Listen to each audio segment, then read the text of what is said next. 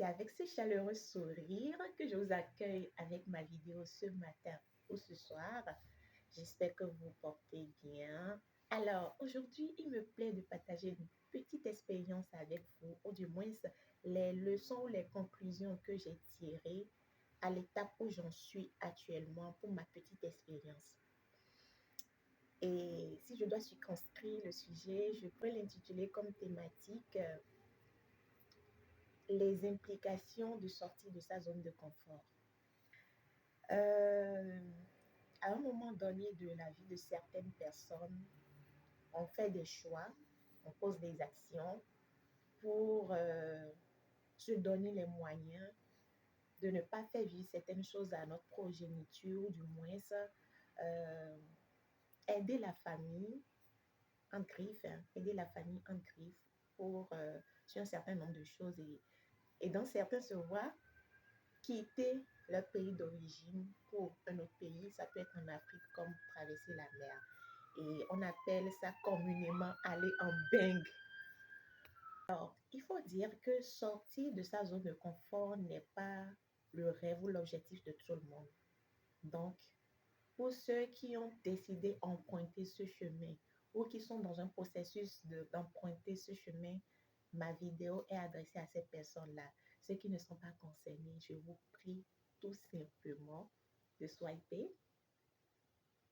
ou de ne pas placer un commentaire déplacé. Sinon, je vais vous bloquer ou je vais prendre les mesures idoines pour ça.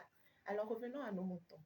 Je voulais dire en fait que aller en bang, au début, c'est top, c'est bon, c'est cool, on est content que ce nouveau pays puisse nous accueillir et on est tout enthousiasmé, tout joyeux. Et c'est la phase de la lune de miel en fait. Mais il arrive à un moment donné de ce processus, de cette intégration, qu'on se voit remettre toute sa vie en question, ses choix en question, se demande, est-ce que j'ai bien fait de faire ce choix? Est-ce que Dieu m'a vraiment dit de venir?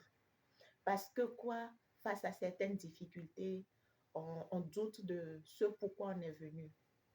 Les difficultés, quelles sont ces genres de difficultés qu'on peut rencontrer? Par exemple, on peut rencontrer, pour ceux qui sont des personnes extraverties, on peut se voir confronté à la solitude. Mais si vous êtes une personne que la solitude ne dérange pas, alors là, vous allez pouvoir tirer votre épingle du jeu. Première difficulté. Deuxième difficulté, c'est cette difficulté liée à la recherche de l'emploi. Il y a de l'emploi, certes, mais il y a des techniques, des manières de procéder pour pouvoir l'obtenir. Ce n'est pas la manière dont on pensait les choses avant, chez nous, avant de venir ici, que les choses se passent ici. Il y a ce qu'on pensait et il y a la réalité du terrain. Et donc, certaines personnes ont la grâce, dès qu'elles descendent, de trouver un emploi ou depuis même le pays, mais il y a d'autres qui viennent et il faut maintenant que ces personnes-là puissent charbonner, checker, faire des recherches sur Internet, aller vers les gens, aller vers des institutions pour savoir comment s'y prendre pour pouvoir obtenir ce travail-là. Et dans ce processus, les factures n'attendent pas, les charges n'attendent pas.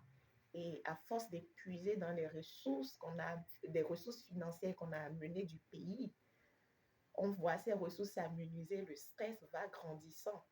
Et donc, quand on ne trouve pas très rapidement un emploi aussi, on a ce stress-là qui peut, si on n'a pas le mental fort, qui peut nous saper le moral. Saper le moral vraiment, quoi. Et il y a aussi que, troisième difficulté que je peux énumérer, c'est la question de logement. Oui. En tant que nouvelle personne venue dans un nouveau pays, personne ne vous connaît. Et il y a un système dans le pays où vous êtes établi qui permet à certaines personnes de pouvoir avoir confiance en vous pour vous permettre d'avoir un logement. Et tant que vous ne répondez pas à ces critères, c'est un peu compliqué, voire difficile de trouver un logement, surtout si vous êtes venu seul, hein, surtout si vous êtes venu seul. Parce que si vous avez de la famille ici, ah ben là, ça passe crème en fait. Donc là, c'est la croix et la bannière. C'est que il faut être fort mentalement. Il faut aller sur les sites ou les plateformes qu'il faut pour continuer les démarches, les recherches et tout, et prier pour que Dieu soit avec vous, pour qu'une personne de bonne volonté puisse suffisamment avoir confiance en vous pour vous louer sa chambre. Parce que les questions de location ici, c'est cardio, c'est...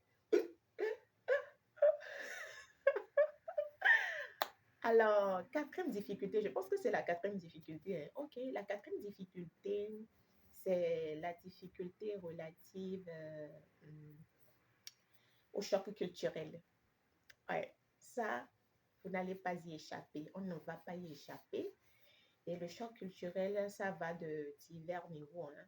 Ça peut être, par exemple, chez nous, le matin, quand on se réveille, on dit bonjour aux gens, ou bien quand on rentre dans notre tokpa chez nous, ou dans Baka, oui, on salue le voisin, tout ça là. Ici, personne, c'est bizarre en fait. Tu ne salues pas, ça passe, c'est normal en fait. Chacun est focus. Donc, voilà un petit exemple que je viens de donner. Et ici, il n'y a pas de monsieur, madame. Les gens généralement sont free. Ils ne sont pas dans les titres et autres, non. L'autre aspect que je voudrais relever également, quand on vient en banque, au début, c'est pas facile. Il y aura des moments où vous allez pleurer. Pleurer là seulement. Oh Seigneur, je ne peux pas compter le nombre de fois où j'ai déjà pleuré depuis des mois ici. Mais bon, on est déjà dedans. Qu'est-ce qu'il faut faire? Il faut juste être patient tout en posant des actions, en allant vers les personnes. Il faut juste garder la foi. Il faut être surtout positif, comme on nous le dit souvent, même si ce n'est pas facile dans la réalité. Et je pense, hein, parce que je pense que quand on met toutes ces actions-là en place ou qu'on essaye d'appliquer cela accompagné de la prière et d'être souvent ou en permanence en contact avec les membres de sa famille, on peut s'en sortir. On peut s'en sortir parce que je dis on peut s'en sortir parce que moi, je n'ai pas encore fini ce processus. Je suis toujours dans ce processus. Mais voilà, il m'a plu de partager cette petite expérience avec vous. C'est vrai, on fait des vidéos, vous nous voyez rire, sourire, tout ça là. Et ça semble, on semble être heureux, la belle vie ici. Mais c'est vrai, c'est beau ici, c'est la belle vie sur certains plans.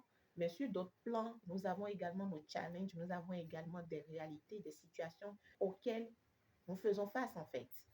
Donc, voilà ce que je voulais partager avec vous.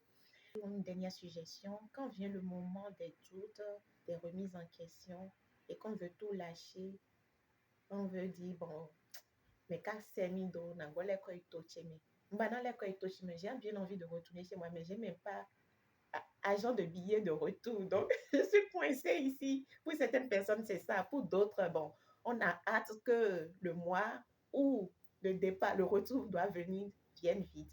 Donc, quand ces moments-là viennent, il faut se rappeler du pourquoi on a fait ce choix pour pouvoir tenir. Et s'il n'y a pas de difficulté, quel témoignage on pourrait donner? Aucun. Donc, les difficultés nous forgent, les difficultés font de nous des personnes résilientes qui peuvent témoigner, donner du courage à d'autres personnes. Ce sera tout pour aujourd'hui. Merci. Portez-vous bien. Bisous.